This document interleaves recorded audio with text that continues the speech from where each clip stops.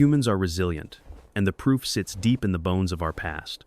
For nearly 2 million years, the world did not hold steady.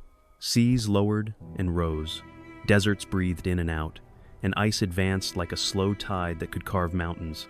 In one lifetime, a valley might bloom with grass and then wither to dust.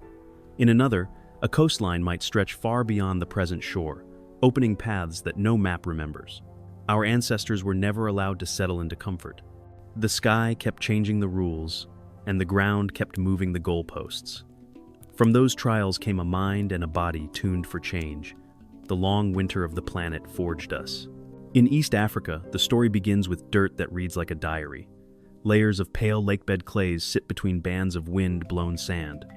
Fossils of antelope and zebra appear, then vanish, then appear again. In the same layers lie stone flakes and cores, the first tools that turned rock into an edge. One season, the grasslands widened and game was plentiful.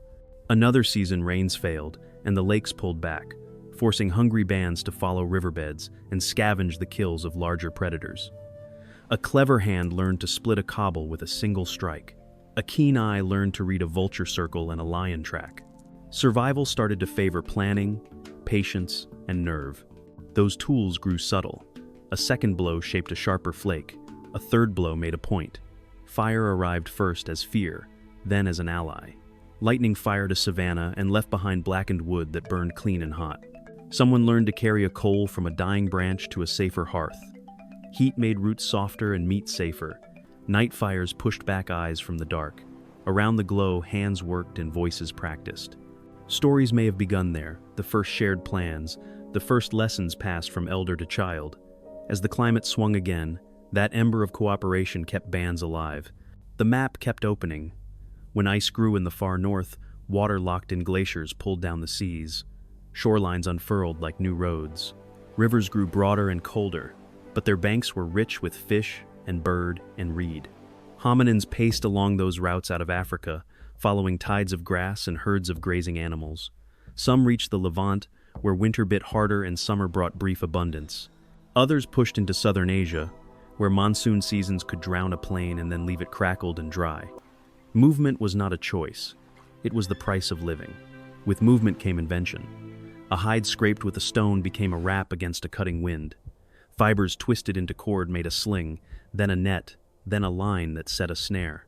Harsh mornings taught careful storage. Meat dried beside smoke. Seeds tucked into skin bags became food for lean months. Children learned to walk early and carry light loads.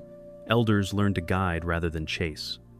The tribe grew into a machine made of memory and muscle. In a world that lurched between flood and frost, the group became the shelter that no cave could match. Cold sharpened that lesson. In glacial time, the wind over Eurasia hissed with ice. Grasslands stretched like pale oceans. Mammoth and woolly rhinoceros trod wide highways between seasonal pasture. Hunters watched the herds and mapped their turning points. A plan could last years. A path to a seasonal crossing.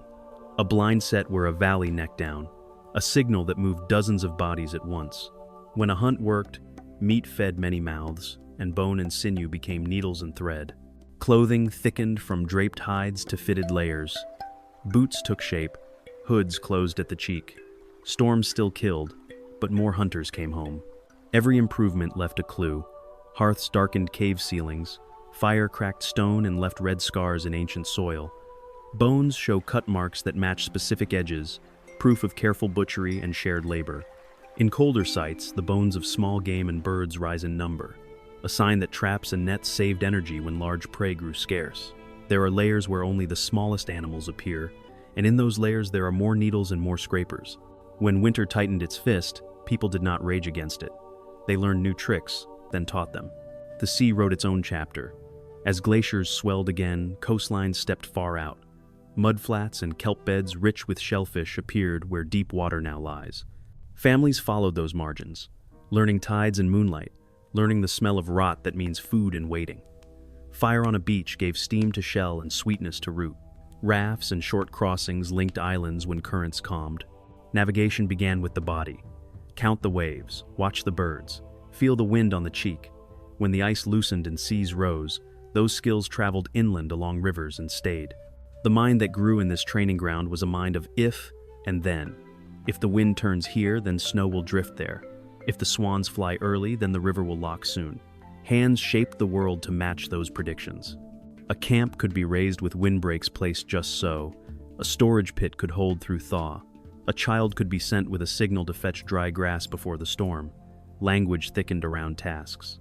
Names for edges. Names for tracks. Names for the moods of weather. Under pressure, words became tools as sharp as flint. Not every line of our family met the test in the same way. Neanderthals mastered cold stone valleys with heavy tools and stout frames. They kindled light and wore warm cloaks. They buried their dead and decorated their walls. But as climates shifted wildly near the end of their time, their valleys turned treacherous. The game they knew withdrew, then returned in strange patterns.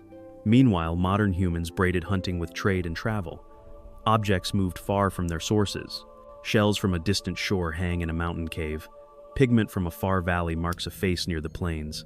Networks grew like invisible roads linking winter camp to summer camp, clan to clan. If one valley failed, another valley fed.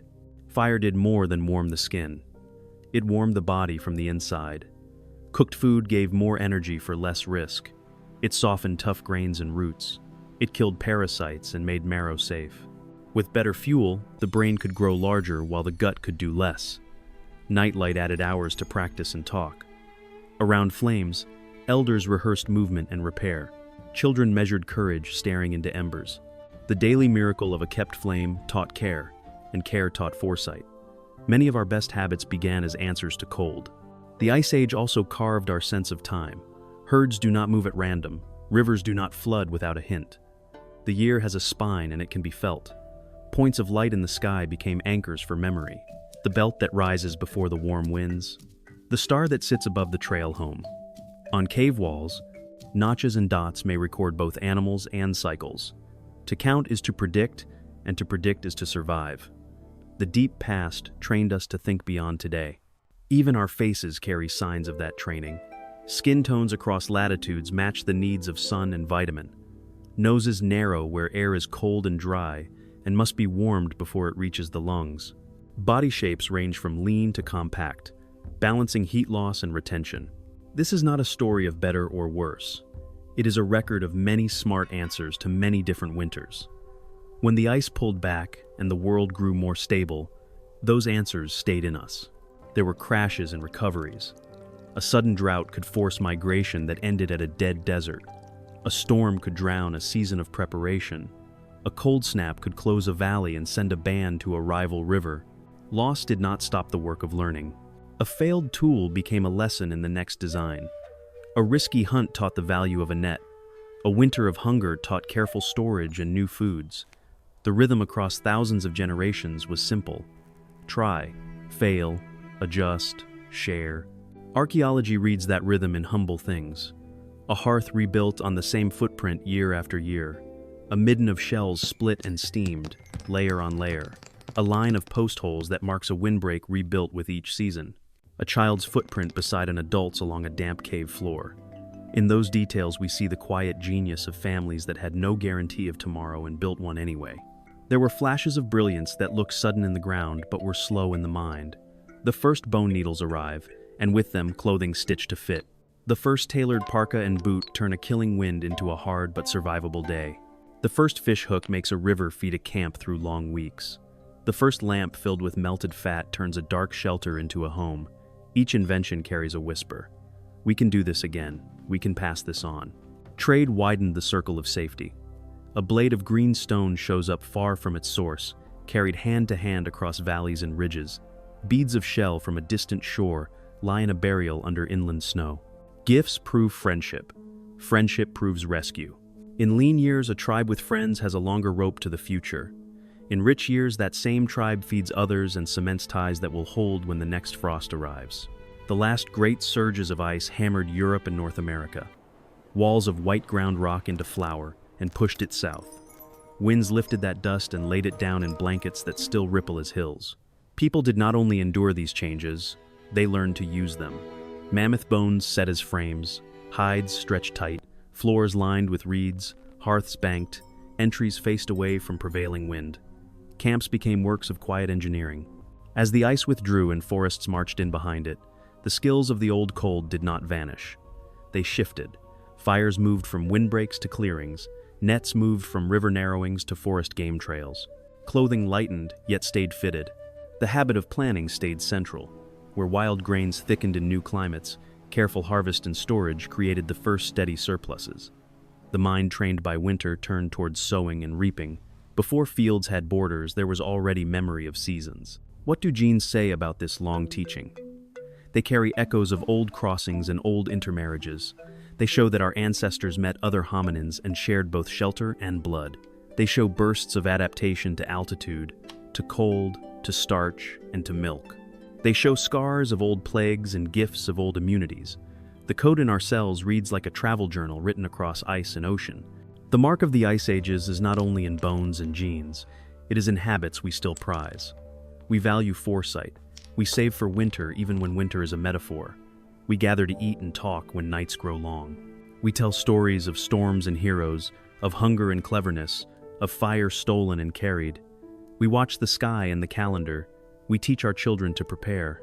In our deepest customs, we still live by cold logic born beside a campfire. Across all this evidence, one truth stands out. The ice ages did not break us, they built us.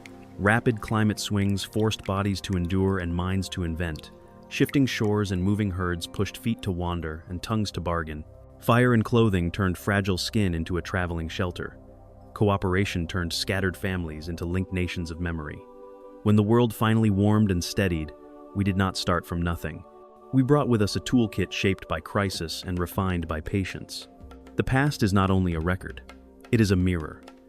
In our time, the climate changes again, and coasts redraw themselves.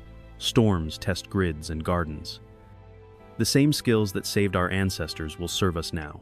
Pay attention, share knowledge, plan for the lean season. Treat strangers as partners before they must become rivals. Build tools that many can use. Teach the young to keep the flame. Which part of this journey surprised you most?